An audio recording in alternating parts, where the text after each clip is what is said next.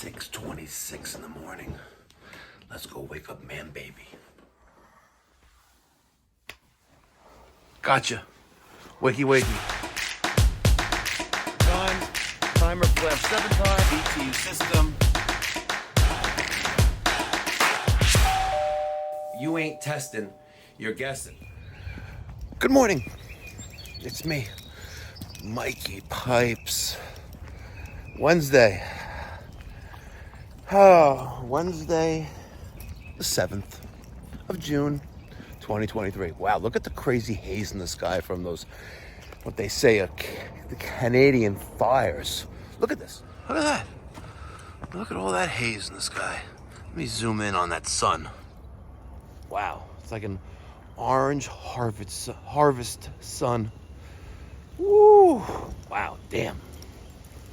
Wow, crazy. Anyway, this morning, I'm walking the dogs. There's Stoli. There's Gigi.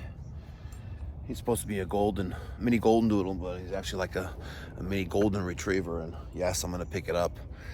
But anyway, I'm walking the dogs. I get this text message from Justin, and I'm so proud of Justin. I'm so happy for him as well. In case you guys don't know who Justin is the owner of Precision Heating and Cooling in Plum, Pennsylvania. He's the one who facilitated the installation for the Mikey Pipes Philanthropy channel, where we gave a free dual fuel Bosch IDS heat pump system to a family in need. And check out the video, but he sent me this text message, and I'm so happy for him because it took him a lot to find this. Beautiful truck, Justin. Use it in good health and make lots and lots of cash. Cha-ching, baby. So, man, baby, how'd you sleep last night? Not great. Why not? I went to sleep late. I think yesterday was the only real first day that you actually worked manually with energy. No? I got Really? more sleep yesterday than I did. Yesterday than I did for today. I know that, but yesterday was your first real day of actually doing real work. No. No? For you, yes. Oh, real work. Have you ever worked like that ever in your life? Yes. You have? Yes. When? For you. That was you lasted like 2 hours. I fully worked for you. Oh my God. Besides those 2 hours. Okay. I haven't decided who I'm going to put you with today. Yeah, to keep me with you. I may be, unlikely. Either the other Mike or Daniel. We'll find out when we get to the shop. I'm sorry, subscribers. All right, we are at our first service call of the day. It is 7:50 in the morning. We have a total of 5 service calls today. At the first one a little early. I got James right now using the 5-gallon bucket, using the gloves and getting all the debris. Don't lose your hat. From the bottom of the condensing unit. All right, I like to use a bucket to put all our debris in. Look, imagine you're cleaning this out and you put the leaves onto the floor, right? It's kind of gross. Be professional, right? Now we're gonna use our M18 leaf blower, clean out the electrical. All right, so I used my Milwaukee M18 leaf blower, got all this debris and dirt and dust out of there, and then I blew a lot of the stuff into the one corner right there. So now we have a nice clean base for our condensing unit. You know, a lot of the newer ones, especially the Reams, have that plastic base. It's not really a matter, but you don't want mulch, basically to develop on the bottom of the condensing unit because it's going to start rusting out the bottom, and I've seen that many, many, many times. So we've got it nice and clean. All right, next we're going to check our resistance on our contactor coil, and then check out our dual capacitor, make sure all that's within specification. All right, I am going to remove our 2 wires going to our contactor. All right, that's our 24 volts right there. My thermostat is off. I'm not worried about it turning on right now. I'm going to take one lead from my voltmeter. I'm going to set it to read resistance or ohms right there. We're going to hook up one lead to one side of the coil and another lead to the other side of the coil. And I like to see something in the teens. And right now we're at 13.7. So I just verified that the resistance on that coil, the contactor coil, is good. So we're going to put that back on there, and we know that we're good. Okay, so here we go. This is a contactor, right? This is a 24 volt single pole contactor. This came out of a fairly new, I want to say about 6-month-old Carrier Performance 16 SEER condensing unit, right? Let me show you what the resistance reading is of this coil, and we're at 0.5. This contactor right here was blowing the fuses inside the air handler. Brand new, brand new. So check your contactors on every preventive maintenance service call. Do yourself a favor, prevent a callback. I'm very smart. Right there is our dual capacitor. All right, we have a few wires on here. We have a purple, which is on our hermetically sealed terminal. We have this brown on our fan terminal, and we have 2 oranges on our common. All right, I'm gonna take all those off. Okay, I'm gonna discharge it like that. Some people use a resistor, some people use their fingers. Now, I am gonna get my drill here. We're gonna take out the 2 star screws that are holding this in there. All right. One there, and another one there. And now we'll be able to slide this dual capacitor out of the unit, and we'll take a further look at it, because I want to show you. That's why I'm taking this out. I don't have to take it out, but I want to take it out to show you. All right, our reading for this is 70/10, or 70/10, with a plus or minus 6 deviation, and it's a 370 capacitor. We're going to set our Fluke 902 FC meter to read capacitance, which is indicated by those 2, that symbol right there. And we're going to check between, we'll start with HERM, which stands for hermetically sealed compressor, and our common terminal, and that should give us 70. And we're at 73.2. Plus or minus 6%, right? What's 6% of 70? All right, we'll figure that out later. It looks good to me. So now we're going from HERM to fan, and we have 10.1. One last test is I like to shake them. And listen if you hear anything. You hear liquid in there? Yep. She's near the end of its life. It's still good, but near the end of its life. Sounds like a paint can. Yes. Let me show you what a new one sounds like. Okay. Here is a brand new 70/10, 370, 440 dual capacitor. You're going to see that it is significantly larger in dimensional size than our other one. That's 70/10, and this is also 70/10, right? Why? Well, this is just amazing, made in America engineering. And over here, this is going to be made in Mexico. Henoque in Mexico. In Mexico, right? And of course, it doesn't have no PCBs. Back in the days, capacitors were filled with PCBs, and they lasted a very long time. But some people and the environmental concern world thought they were bad for the environment, and now we have capacitors with just oil. So this is the replacement of this. You notice there's a difference between the two. What is different with this one than with this one? Colors. Baby? Besides the colors. The way these are facing. Okay, what else? Middle. There's something extra on this one, isn't there, right? Smart. So what's great about the AMRAD capacitors, they have an extra terminal called CPT, which stands for Compressor Protection Terminal. If you have a hard start on the system, that hard start is going to be wired to the CPT terminal, right? And that will protect the compressor should there be a problem with the hard start, okay? We're going to let our customer know that we need to replace this. Well, we don't need to, because this is still good, but we hear the liquid inside of it. So it doesn't need to be replaced, but it should be replaced if they don't want me to be back here this summertime. All right, our dual capacitor by AMRAD is reinstalled. My contactor wires are reconnected. Inside of the base is pretty clean. Now we're using the Viper maximum strength Venom Pack condenser cleaner. We're going to clean this condenser from the inside out, and whatever's left over, we're going to spray on the condensing coils on these 2 Fujitsu heat pumps. Just on the outside, nothing crazy. I'm not here to service them. I'm here to service this one.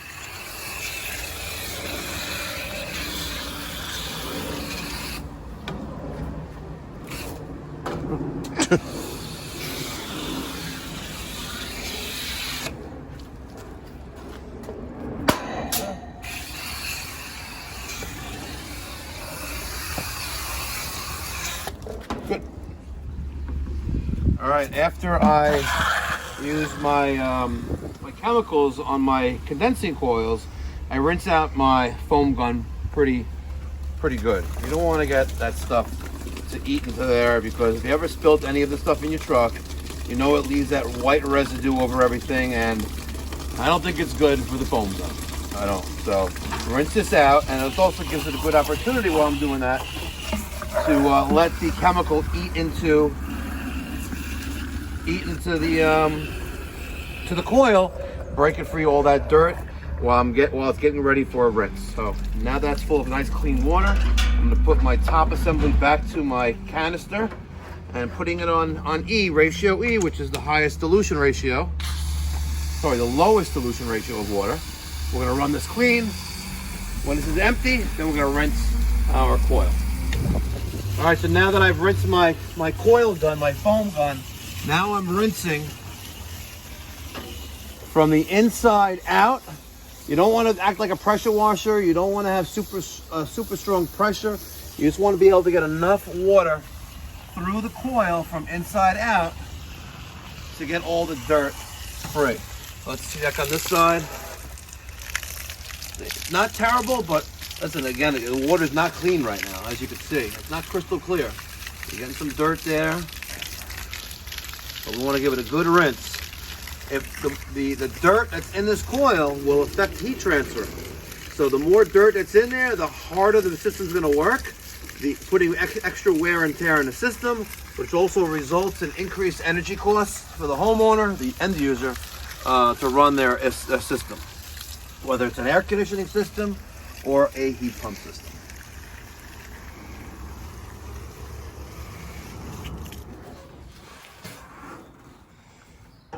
You got that, didn't you? What do you think? Yeah. Drain line's clear. What's up with the spaghetti above it? I don't know. That's crazy. Okay. So we have the unit up and running right now.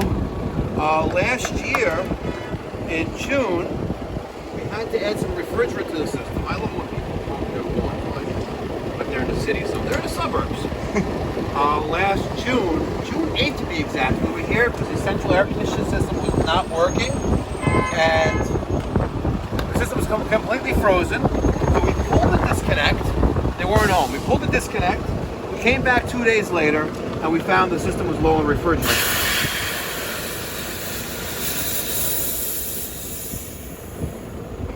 I guess I had a little charge left in there. So now here we are. We just finished the tune-up. All right, exit out of that. Let's zero out our pressures. We're using the Testo 557s. I think these are 557s. We're going to hold that down to zero out pressure. Our pressure's at zero. Now we have our manifold gauges. And we're going to hook up. We don't need the yellow ones. It's the charging hose. It's a 4-port manifold, by the way. But look at it. It went back up to show pressure again. See that? But there's no pressure in there. Interesting. Testo. Come on, get the program, Testo. P equals 0. Zero that out. Okay. Now, we're going to take our red hose and put that on the high side, which is the small pipe.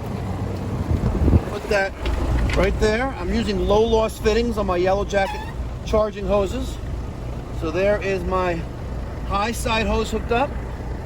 I got my low side going to the suction side, the suction port. That's fully connected. I'm going to take a look at our pressures, and yeah, I got to tell you, we are low. Our low side pressure is 69 psi, high side is 175. We have an outdoor ambient temperature of 60 degrees, but I can tell you that these two numbers need to be way high, way higher. Let's go take a look at the evaporator coil.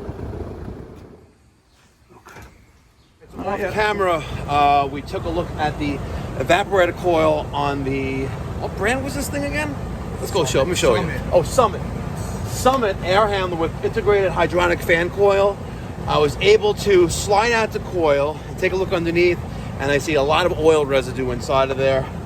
Well, not a lot. I see oil residue on the top part of the coil. It's kind of like dripping down a little bit, like drip droplets. I didn't record any of it, but last year we did add the Super Seal and 5 pounds of refrigerant. 5 pounds. and we are kind of low again. Needless to say, he doesn't want to replace the evaporator coil now. It's not, doesn't make financial sense right now. It's not in the means for the homeowner, so we're going to add, again, more sealant, which maybe will slow down the leak. But I'm thinking we're probably going to need at least 2 pounds today, because it was a 5-ton system, right? Factory charge of 410A, factory charge of 157 ounces. What's 157 divided by 16? A little under 10 pounds of refrigerant. 16 pounds and 16 ounces in a pound, right? Yeah. Yep. So the system charge is around 10 pounds, factoring in 15 feet of line set and the evaporator coil. We have about 30 feet of line set. So we have probably a little 10.5 pounds at most of the system. So let's see how much we're gonna add. All right, I got my R410A container upside down. I'm charging with a liquid. I have my scale zeroed out. I have my easy seal right there, ready to go. I was gonna shoot a 1/2 pound of, actually before I do that, sorry. We're gonna take and purge any air out of there. We're not gonna get any air there, but I already purged that already. So let's open that and open that. And we're gonna add a 1/2 pound. 0.2, 0.3,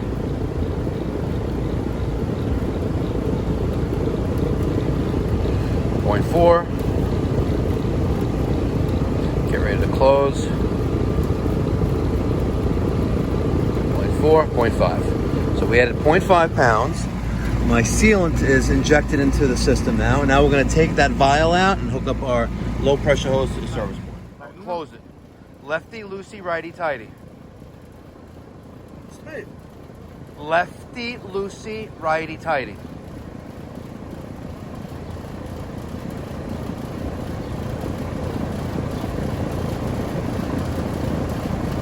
There you go.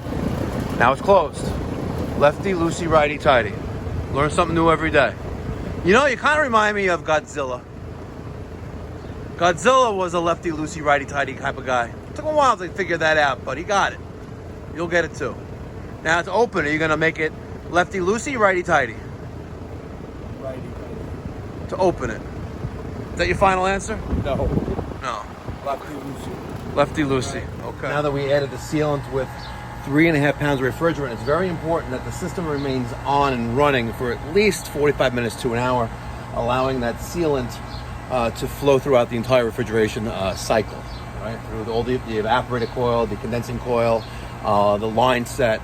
You want that to run minimum 45 minutes to an hour, giving that an opportunity. It's actually written on the box.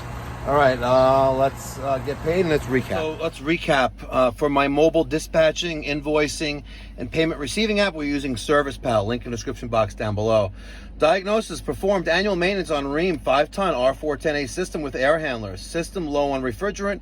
Found small leak on evaporator inside air handler. Acid washed the outdoor coil, removed debris, replaced dual capacitor, added 3.5 pounds of R410A and sealant. Customer used a $50 magnet. And here's our line item breakdown, my hour of labor. I have my line item for my sealant, my line item for my 3.5 pounds of R410A, and the line item for the AMRAD dual capacitor. And there's my sticker, Mikey Pipes, making the trades great again with our nonprofit organization, the Mikey Pipes Philanthropy charitable organization, where we provide free or low-cost plumbing, heating, and cooling services, which I refer to as urgent home repairs, for those in the community who can't afford to hire a professional. Check it out, pipesforfree.org or Mikey Pipes Philanthropy YouTube channel. Thank you so much, guys. 100% of all ad revenue and sponsorships are given to the community in terms of service calls that that homeowners can't afford to hire professionals. But most importantly, you know, I put my money where my mouth is. 2% of the gross receipts of Pipe Doctor revenue, I donate to the charity, the Mikey Pipes Philanthropy charity.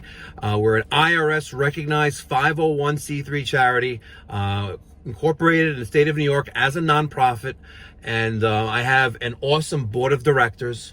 Check it out, pipesforfree.org. Regardless of how you spell it, the number 4 or the number 4.org, pipes4free.org. Check it out.